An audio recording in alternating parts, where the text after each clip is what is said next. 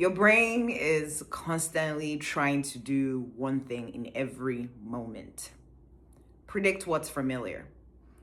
Even if what's familiar is not necessarily serving you right now in your life, even if what's familiar is based on old coping mechanisms, even if what's familiar is based on what kept you alive in a different season of your life.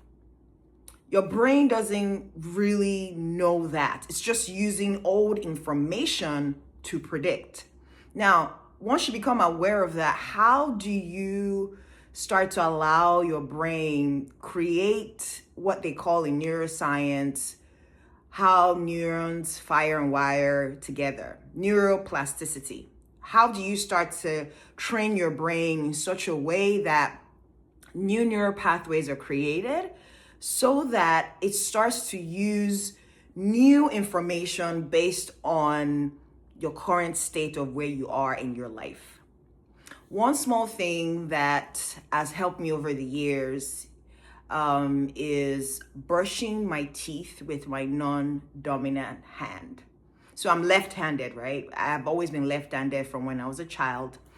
Until maybe 4 or 5 years ago, I started to understand neuroplasticity and how neurons fire and wire in the brain.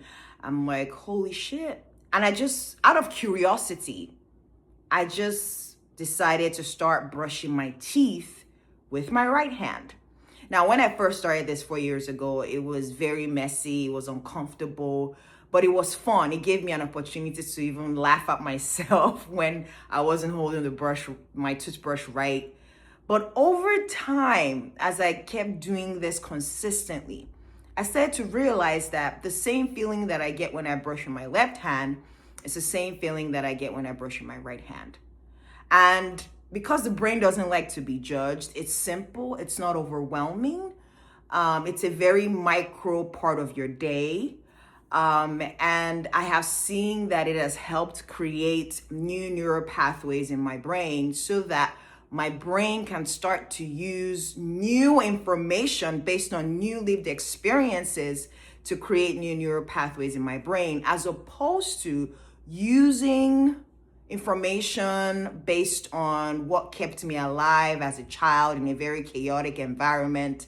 So, my point being, once you start to realize that your brain is constantly using old information to predict, you can start to create new neural pathways by subtly changing your routine, maybe like brushing your teeth with your non-dominant hand, and get curious where the experience takes you.